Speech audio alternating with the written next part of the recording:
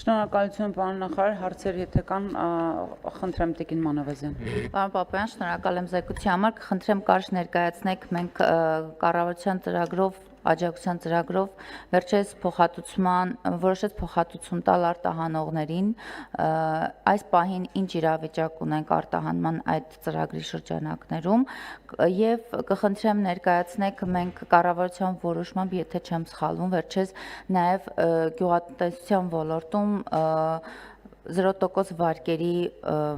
մասով կառավարությունը որոշում ուներ, այդ առումով այս ծրագիրը նախորդ, այսինքն 25 թվականին եղել է,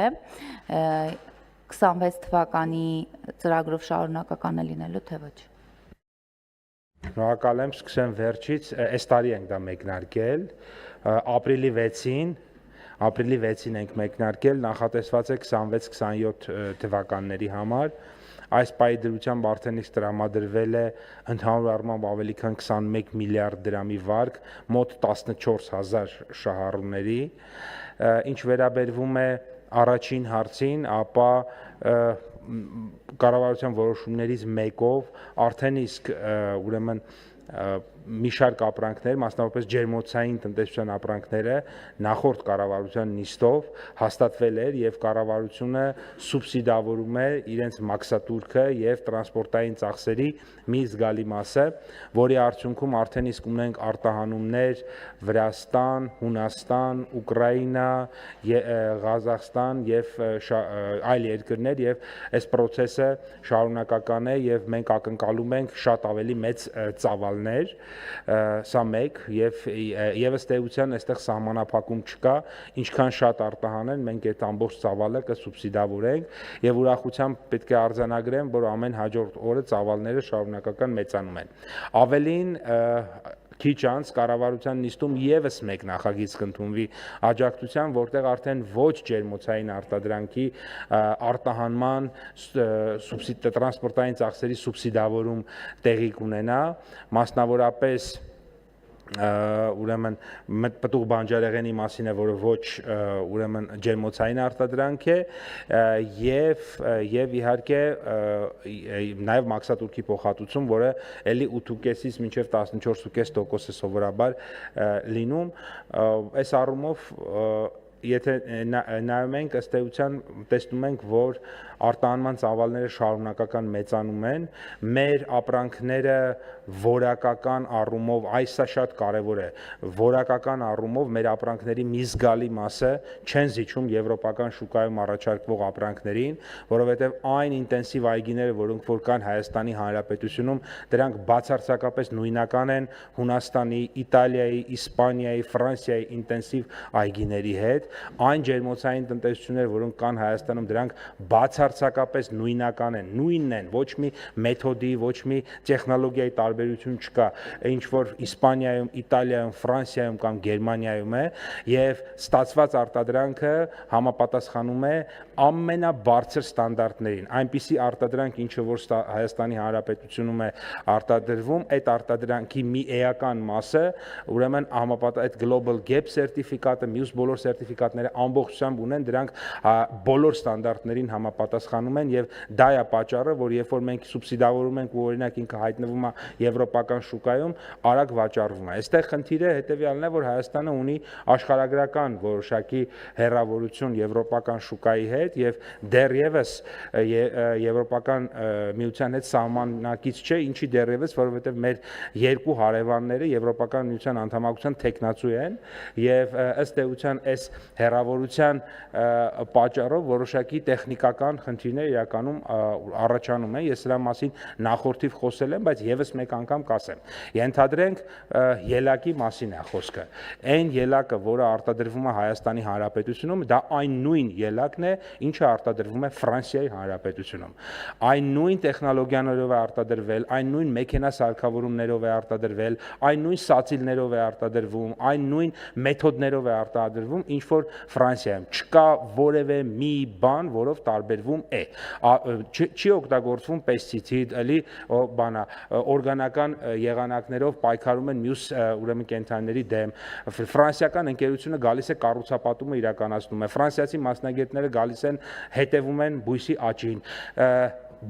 սացիլը բերվում է նույն տեղից։ Հիմա ուղղակի տարբերությունը որն է։ Ենթադրենք հոլանդական X ընկերությունից ֆրանսիացի ֆերմերը եւ հայ ֆերմերը նույն սացիլը առնում են։ Հոլանդացի ֆերմերը ծախսում է $500, ներողություն ֆրանսիացի ֆերմերը եւ տանում է այդ սացիլը հասցնում է Ֆրանսիա ու աճեցնում է ելակ։ Մերոնք ծախսում են $8,000, որպեսզի դա բերեն հասցնեն Հայաստան եւ նույն ապրանքը ստանան։ Արդեն իսկ տարբերությունը եղավ $7,500։ Հետո մի հատ էլ պետք է արտահանվի։ Նա ծախսում է, ասենք, $1,000, որպեսզի դա այդ տեղում հասցնի, մերոնք մի հատ էլ $8,000 օրինակ ծախսեն, որպեսզի գնան հասցնեն այդ շուկայում։ Կամ մի հատ էլ կա այնտեղ 8.5% կամ 14.5% մաքսատուրք։ Ասածս ինչ է, Հայաստանի Հանրապետության արտադրանքը բարձր որակի է, համապատասխանում է բոլոր ստանդարտներին։ Անցել են այն ժամանակները, երբ որ ասում են դե մեր ապրանքը լավը չի, ոչ միտեղ չի սպառվի եւ այլն։ Մեր միակ խնդիրը նա է, որ այո, մենք ունենք որոշակի հեռավորություն այդ շուկաներից, մեծ շուկաներից, տրանսպորտային ծախսերը իր որոշակիորեն ավելի բարձր են մեր մոտ եւ դրանք մեր ապրանքների մրցունակության վրա այդ առումով ազդում են։ Այսինքն որակական մրցունակության խնդիր մենք բացարձակապես չունենք, բայց գնային մրցունակության խնդիր ունենք օբյեկտիվորեն իմ ասած պատճառներով, որովհետեւ ասենք, չգիտեմ, Մարսելից Փարիզ մի քանի անգամ ավելի մոտիկ է եւ մի քանի անգամ ավելի արագ են հասնում, տասնապատիկ անգամ, քան ասենք օրինակ, չգիտեմ, Հրազդանից մինչեւ Փարիզ, դա շատ օբյեկտիվ է։ Այս պատճառները մենք ունենք, բայց պետք է աշխատենք բնականաբար, որպեսզի նաև արտադրողականության ավելացման, ծավալների մեծացման շնորհիվ մենք կարողանանք մրցունակության այդ խնդիրները լուծենք եւ դա է պատճառը, որ ես հատուկ նշեցի, որ մեր վերջին 7-8 տարում Հայաստանում արտադրողականությունը 2 անգամ ավելացել է, այսինքն դա նշանակում է, որ մենք միավոր ժամանակում, այսպես ասած, մեկ մարդը 2 անգամ ավելի շատ արտադրանք է թողարկում, որը էականորեն օրինակ լուծում է մրցունակության հետ կապված բազմաթիվ հարցեր։ Շնորհակալ եմ։ Շնորհակալություն արձագանք եմ, պարոն Պապայան, ես ուզում եմ հաստատ ձեր խոսքից արձանագրենք այն փաստը, որ այսօր գործարարները, արտահանողները որևէ խնդիր չունեն արտահանման հետ կախված բոլոր այն սահմանափակումներին, որ ունեցել ենք, բայց կխնդրեմ նաև արձանագրեք հետևյալը, արդյոք գյուղում գյուղացին ֆիզանձը արտահանման հետ եւս խնդիր չունի, այսինքն էկոնոմիկայի նախարարությունը իր հանձնառությունը, հասանելիությունը, կապը գյուղատնտեսության ոլորտում արտահանման ֆիզանձանց հետ նաև աշխատանքներ տարվում են եւ նման խնդիր չկա։ Չէ, ասել որ խնդիրներ չկան, մի քիչ երևի թե ճիշտ ձևակերպում չէ, կան խնդիրներ, որովհետեւ մենակ այն որ նույն արտադրողը, որը չնայած այն հանգամանքին այսօր արտահանում է Հունաստան, ինքը ամբողջ կյանքում արտահանել է Ռուսաստան, իր համար արդեն իսկ շոկային է, նոր բան պետք է սովորի, չգիտեմ, տարբեր հարցեր ընթացիկ առաջանում, ասենք օրինակ Թուրքիայում տրանզիտի հետ կապված թղթերի կարիք կար, որը առաջի անգամ դե պետք է սովորեն, իմանան ինչ կա, օրենսդրություն պետք է ուսումնասիրեն եւ այլն, այսինքն լինում են հարցեր ու դեռ կլինեն հարցեր։ Հարցը ուրիշ տեղ է, որ Հայաստանի Հանրապետությունում արտադրվող արտադրանքի մի մասը, մի էական մասը, հատկապես այն մասը, որոնք որ ստեղծվել են պետական աջակցության ծրագրերով, դրանք հազարավոր հեկտարներով ինտենսիվ այգիներ են, հարյուրավոր հեկտարներով ջերմատնային տնտեսություններ են, դրանք ամբողջությամբ համապատասխանում են բոլոր ստանդարտներին եւ հեշտությամբ կարող են վաճառվել Արաբական Միացյալ Էմիրություններում, Եվրոպական Միացյալ Նահանգներում, Ամերիկայի Միացյալ Նահանգներում, Ռուսաստանի Դաշնությունում եւ այլ երկրներում։ Չկա աշխարհում սերտիֆիկատ, որին այդ արտադրանքները չեն համապատասխանում։ Կան արտադրանքներ, որոնք որ միգուցե ունեն խնդիրներ, այդ թվում ձեր ասած ուրեմն արտադրությունը, որովհետեւ մեկ այլ բան է, երբ որ դու օրինակ պոմիդորի, լոլիկի վնասատու կենթանու դեմ պայքարում ես պեստիցիդ սրսկելով, մեկ այլ իրավիճակը, երբ որ դու ունես բաներ ջերմոց, որտեղ բաց ես թողնում հատուկ միջատներ, որոնք ուտում են այդ կենթանուն, ով պիտի վնասեր լոլիկին։ Այն երկրորդը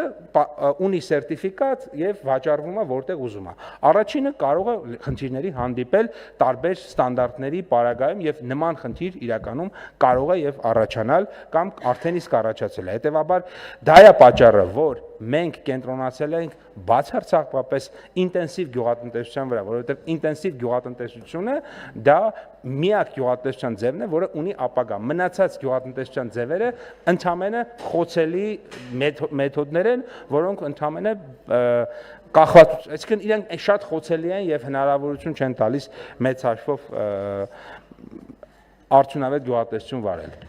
Շնորհակալություն պարոն Պապայան, իմ տպավորությամբ ճիշտն ասած նաև հարցը վերաբերում էր նրան Տիկին Մանավազյանի արդյոք փոքր ձեռնարկատերերին նույնպես հասանելի են էկոնոմիկայի նախարարության ծրագրերը, այսինքն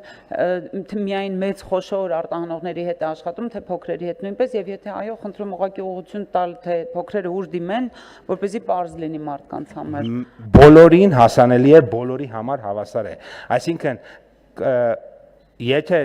քո ապրանքը համապատասխանում է պահանջներին եւ դու կարող ես արտահանել որևէ երկիր, դու կարող ես օգտվել մեր մաքսատուրքի արտոնությունից, դու կարող ես օգտվել տրանսպորտի փոխհատուցումից, բոլոր մեր ծրագրերից կարող ենք առաջարկել, որ օգտվեն։